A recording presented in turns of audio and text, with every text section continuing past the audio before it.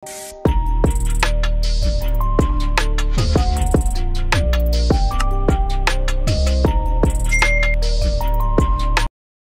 pernah disampaikan oleh Nabi yang diajarkan kepada Muadz bin Jabal, ya Muadz, atau kama qala Rasulullah sallallahu alaihi wasallam, wahai Muadz, wa'allimuka du'aan, aku akan ajarkan kepadamu satu doa. Ya, dan jelas kalimatnya, bisa mengentaskan kesulitanmu, utang-utangmu, dain kalimatnya itu, walaupun itu sebesar Jabal Uhud, gunung Uhud. Ya, Masya Allah.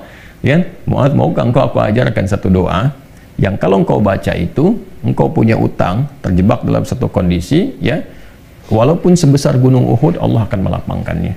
Itu ilustrasi. Ya, bukan berarti harus segunung Uhud begitu, gambarannya sebanyak apapun. Kalau benar-benar kita terkoneksi dengan Allah, bukankah Allah Maha Kaya, Maha segalanya, yang mudah mengangkat, mudah menurunkan, mudah memberi, mudah juga menghilangkan sesuatu, mengangkat yang baik, memberi yang baik, menghilangkan yang buruk, gitu kan? Dan seterusnya. Maka Muadz tentu mengiyakan, dan Nabi kemudian sallallahu alaihi wasallam memberikan petunjuk doanya, gitu kan? Maka beliau memulai dengan Allahumma, gitu kan? Kalau kita baca ayatnya kan kulillahumma, ya. Nah, kita bisa bacakan langsung potong dari kata Allahumma-nya berdasarkan pengajaran dari Nabi sallallahu alaihi wasallam kepada Muadz bin Jabal. Itu bisa dicek di hadisnya. Allahumma malikal mulki. Coba buka mushafnya ya. Buka mushafnya. Teman-teman buka mushaf ini. Mushaf masing-masing di rumah, cari Quran surah ketiga Ali Imran ayat 26. Kan kata kulnya di situ, kalau kita baca Quran harus dibaca semuanya. Qulillahumma.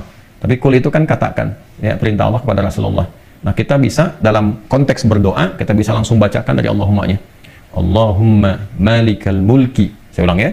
Allahumma malikal mulki, tu'til mulka man tasha' wa tanzi'ul mulka mimman tasha' wa tu'izzu man tasha' wa tudhillu man tasha' biyadikal khair innaka 'ala kulli syai'in qadir. Jadi dimulainya dari Allahumma-nya sampai ke ujung ayatnya. Sudah? Nah, ya. Kemudian teruskan Rahmanad dunya, Rahmanad dunya. Saya tulis ya, teman-teman itu bisa screenshot ya. Rahmanad dunya wal akhirah, Rahmanad dunya wal akhirah wa rahimahuma, wa rahimahuma. Teruskan. Jadi begitu selesai yang Ali Imran 26-nya, ya, kita baca dari Allahumma-nya. Allahumma malikal mulki tu'til mulka man tasha' wa tanzi'ul mulka mimman tasha' wa tu'izzu man tasha' wa tudhillu man tasha' biyadikal khair innaka 'ala kulli syai'in qadir. Rahmanad dunya wal akhirah wa rahimahuma. Jelas ya? Tu'ti hima, tu'ti hima, itu kan? Man tasha'. Dah? Wa tamna'u minhuma man tasha'.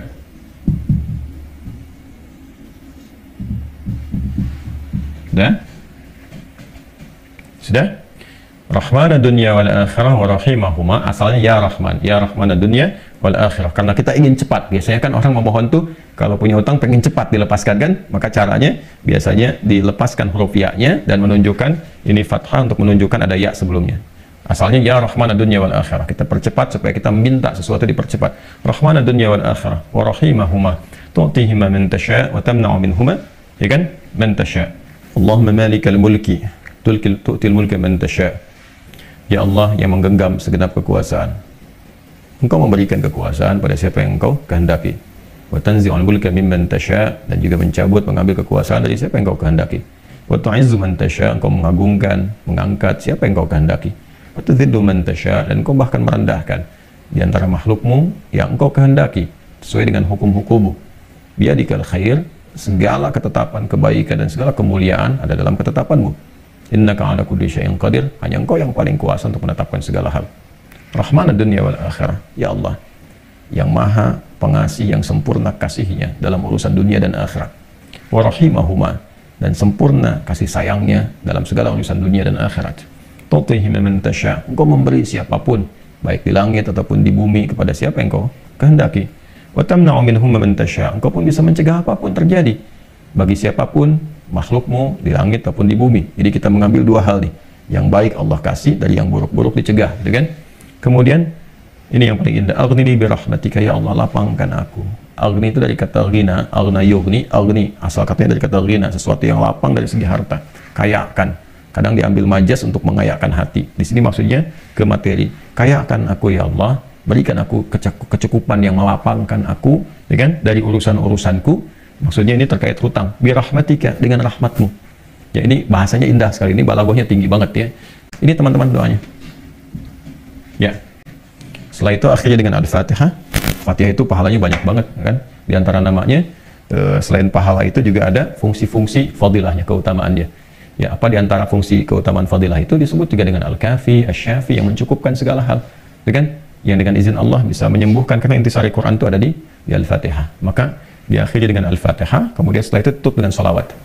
Ditutup dengan sholawat. Dan nanti ada hadis lain yang mengajarkan kaitan antara hutang dengan memperbanyak sholawat kepada Nabi Muhammad SAW. Ya.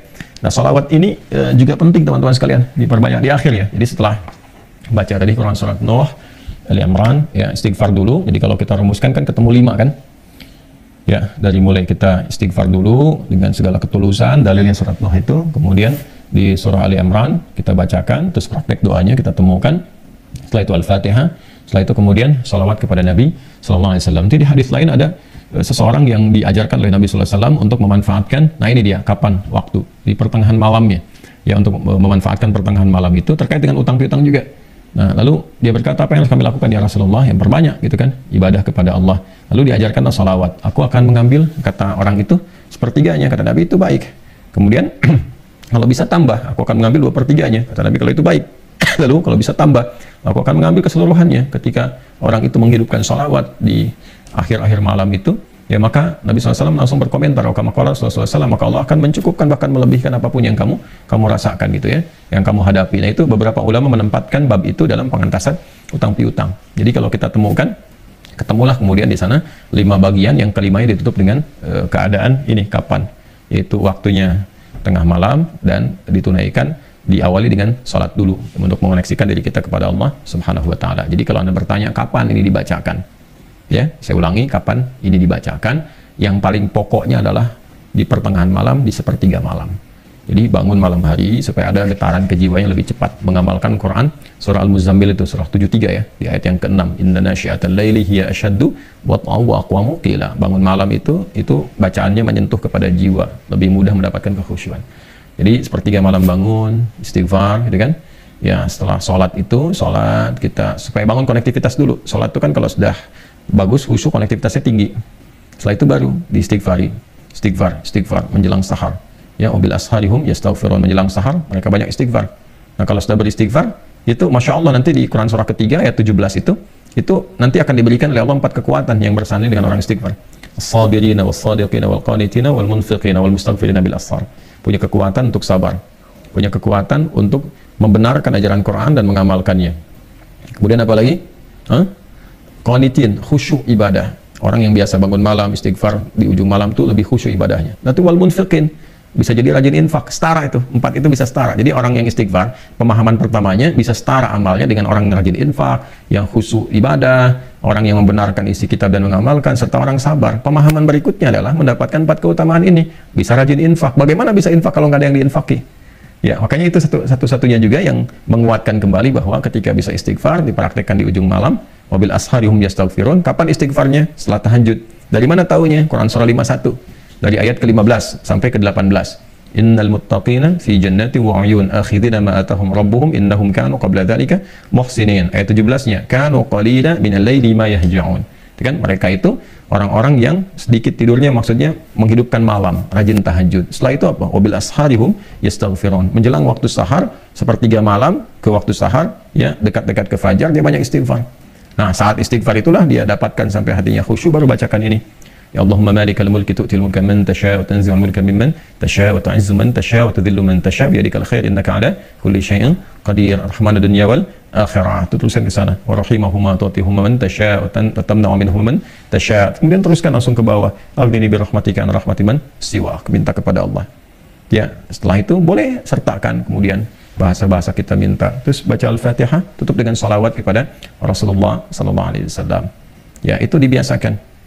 Nah, sampai mendapatkan kekuatan, tapi bukan berarti tidak berikhtiar. Setelah itu ikhtiar, tetap. Ya, tetap berikhtiar. Ya, bagaimana cara berikhtiarnya? Itu bisa kita bekerja dengan baik. Kalau nggak ada modal sama sekali, misalnya kita berikhtiar itu dengan amal kebaikan. Datang ke masjid, berusaha rapi-rapi, gitu kan? Kemudian kita lihat ke DKM-nya misalnya mengajukan dulu permintaan. Nggak usah banyak-banyak pinjamnya. Pinjamlah misalnya 100.000, 200.000, atau 500.000. Kemudian setelah itu cari peluang-peluang misalnya di majelis-majelis ilmu, kan banyak orang belajar itu. Ya, belilah modal tertentu, beli makanan atau minuman. Terus kontak ke DKM-nya, sampaikan.